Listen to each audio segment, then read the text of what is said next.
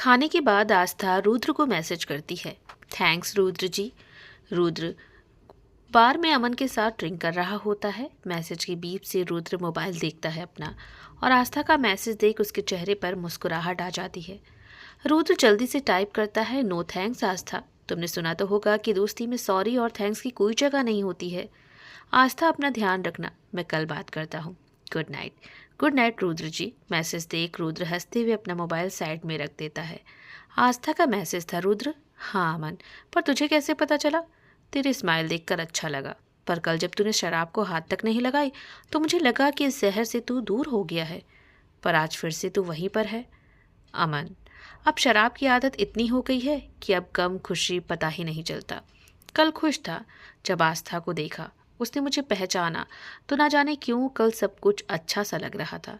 पर आज जब आस्था से मिला, उससे बात की, तो दिल बेचैन हो गया। ऐसा भी क्या हुआ रुद्र, जो आज इतना बेचैन है तू? कुछ गलत बोला क्या आस्था ने तुझे? अरे नहीं अमन, बस आज उसकी ज़िंदगी के बारे में जानकर मुझे ऐसा लगा कि मैंने तो कुछ भी नहीं खोया है। मेरा परिवार मेरे साथ है, ऐशो आराम की ज़िंदगी है मेरी, पाप के पैसे सब इस जहर में बर्बाद कर रहा हूँ। फिर भी मैं अपने आप को अकेला महसूस करता हूँ, बस एक लड़की के लिए। मैंने अपने माँ पापा के प्यार को नज़रअंदाज कर दिया, बार बार उनका अपमान किया अमन। मेरे अपने परवाह करते हैं मेरी माँ पापा, काव्य और तुम अमन, जो मेरे हर अच्छे बुरे वक्त में मेरे साथ रहते हो। मैं गिरता हूँ, तुम संभाल लेते हो। सच में अमन, तुम मेरी बेस्ट फ्रेंड हो, तुम जैसा कोई नहीं है। आज बस इतना कहूँगा, मुझे नहीं पीना इस जहर को, पर फिर भी ना चाहते हुए इस शहर से दूर नहीं हो पा रहा हूँ मैं। रुद्र, जो हम 2 सालों में नहीं कर पाए, आस्था ने वो 2 दिन में कैसे कर दिया। तुम इतना कैसे बदल गए रुद्र? हमारे प्यार अपनेपन का आज कैसे एहसास हो गया? अमन, आस्था ने आज मुझे तुम लोगों की कीमत क्या है ये आज मुझे एहसास दिला दिया है। मैंने कहा था ना जाने क्यों आस्था को जब से देखा है तो उसकी आंखें जैसे बहुत कुछ कहना चाहती हैं। मुझे उसकी आंखों में अजीब सा कुछ दर्द दिखाई देता था। उस दर्द का आज मुझे पता चल गया है। अमन, आस्था का इस दुनिया में कोई नहीं है। मम्मी पापा दोनों की ही डेथ हो गई है, और भाई है वो किसी दूसरे शहर में रहता है अपनी फैमिली के साथ। और उसे आस्था की ज़रा से भी फिक्र नहीं कि मेरी बहन इस शहर में अकेले है। कैसा भाई है यार, कहते रुद्र लड़खड़ा कर गिर जाता है। रुद्र ने इतनी शराब पी थी कि वो होश में नहीं था। अमन उसे घर लेकर आता है। रुद्र की माँ अमन से कहती है, ये कभी नहीं सुधरेगा अमन बेटा, इसे अपने गम के अलावा दूसरे का गम कहाँ दिखता है। तुम्हारा भी ये टाइम खराब करता है। आंटी, आप आराम करिए, मैं रुद्र के पास आज रहूँगा। घर पर मैंने बता दिया है कि मैं यहीं रुद्र के पास आज रुकूंगा। ठीक है बेटा, जैसी तुम्हारी मर्जी। रुद्र नशे की हालत में ऐसे ही सो गया, और अमन भी उसके साथ ही था। अगली सुबह रुद्र अभी भी सो रहा था। रुद्र कब तक सोएगा, उठ चल फ्रेश हो। अमन, तू कब आया? गया ही कहाँ, रात में यहीं रुक गया था। तुझे इस हाल में छोड़कर कभी जा सकता हूँ क्या? रुद्र अपना फ़ोन ढूंढता है। अमन उसे देखकर मुस्कुरा देता है। फ़ोन ढूंढ रहा है, ये ले। अमन उसका फ़ोन देते हुए कहता है। रुद्र, तू आस्था को पसंद करने लगा है क्या? क्यों, ये कैसा सवाल है? बताना सही से रुद्र। ऐसा कुछ नहीं है यार, अभी कल ही मिले हैं। और क्या रुद्र? हाँ, अच्छी लगती है मुझे आस्था, पर वो मेरी अब दोस्त है। ठीक है, फिर मैं अब उस दिन का इंतज़ार करूँगा जिस दिन तुम इस दोस्ती को प्यार का नाम दोगे। रुद्र अमन की बात को इग्नोर करके अपना इनबॉक्स चेक करता है। आस्था का गुड मॉर्निंग मैसेज देखकर वो उसे एक गुड आफ्टरनून का मैसेज करता है, और उसके चेहरे पर हल्की सी मुस्कुराहट आ जाती है। रुद्र और आस्था रोज अब बात करने लगे, कभी वीडियो कॉल, कभी मैसेज कॉल। आस्था अब वरुण का ना तो मैसेज का कोई जवाब देती और ना ही कॉल का। ऐसे ही दिन गुजरे, और आस्था रुद्र की दोस्ती को अब 2 महीने हो चुके। एक दिन तान्या उदास बैठी थी। उसे देखकर आस्था कहती है, क्या हुआ, आज इतना चेहरा क्यों उतरा है तेरा? अनुज से कोई लड़ाई हुई है क्या? नहीं आस्था, वो क्या वो? आस्था, अनुज और मेरे घर वाले हमारी शादी के लिए मान गए हैं। ये सुनते ही आस्था बोली, अरे वाह, ये तो बहुत ही खुशी की बात है। तो इतना सड़ा सा क्यों मुंह बनाई हो? आस्था, मेरी शादी हो जाएगी तो ये जॉब मुझे छोड़नी पड़ेगी, तुम अकेली हो जाओगी। आस्था भी ये सुन उदास हो जाती है। तो कब जाना है तान्या? परसों आस्था। तान्या आस्था के गले से लग जाती है और दोनों ही रोने लगती हैं। तान्या, आज नहीं तो कल अलग होना ही था, तुझे अपनी दुनिया भी तो देखनी है, जो अनुज के साथ है तेरी सारी खुशियाँ। पर आस्था, तू कैसे रहेगी? जैसे अब तक रह रही हूँ। और मैडम ये बहुत ही खुशी की बात है, और हम दोनों देखो रो रहे हैं। तान्या, तुमने बहुत इंतज़ार किया है अनुष्का, अब और नहीं, जहाँ तुम खुश वहाँ मैं खुश। तभी आस्था का मोबाइल रिंग करता है, पर आस्था फ़ोन को इग्नोर कर देती है। क्या हुआ, फ़ोन क्यों नहीं उठा रही है आस्था तू? वरुण है यार, वो बहुत दिनों से फ़ोन कर रहा है, पर अब मेरा मन ही नहीं होता है बिल्कुल भी कि उससे बातें करूं। रुद्र जी से प्यार हो गया है क्या? तान्या, कुछ भी, वो मेरे बहुत ही अच्छे दोस्त हैं। अच्छे दोस्त ही जीवन साथी बनते हैं आस्था। तान्या, मैं उनके लायक नहीं हूँ। उनकी दुनिया और मेरी दुनिया अलग है, और रास्ते भी। खैर, अब सारी बातें हटा और अपनी बता। तो फिर शादी कब करनी है? यही नवंबर तक में। क्या 3 महीने बाद? हाँ आस्था। ठीक है, मैं फिर अपने घर चली जाऊंगी, वहीं रहूंगी और वहीं से जॉब भी करूंगी। पर आस्था, तुमको तो वहाँ याद आएगी ना मम्मी पापा की? तान्या, वो तो वैसे भी हर पल ही याद आती है उनकी। उस घर में ही अब रहूंगी, कितना सबसे भागूंगी। यहाँ तेरे साथ रहकर तेरी यादें बन गई, और यहाँ आप अकेले, मुझे अच्छा नहीं लगेगा।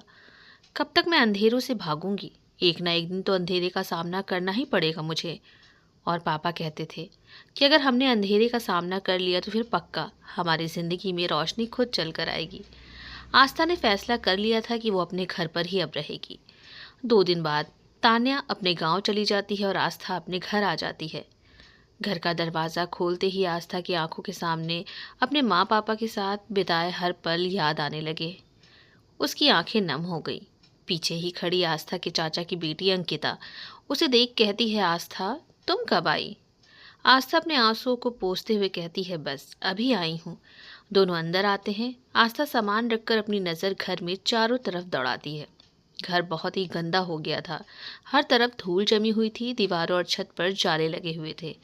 आस्था फौरन ही झाड़ू उठा सब साफ करने लगती है। ये देख अंकिता कहती है आस्था से, आस्था अब मैं चलती हूँ, किसी चीज़ की अगर ज़रूरत हो तो बता देना। कहकर अंकिता वहाँ से चली जाती है।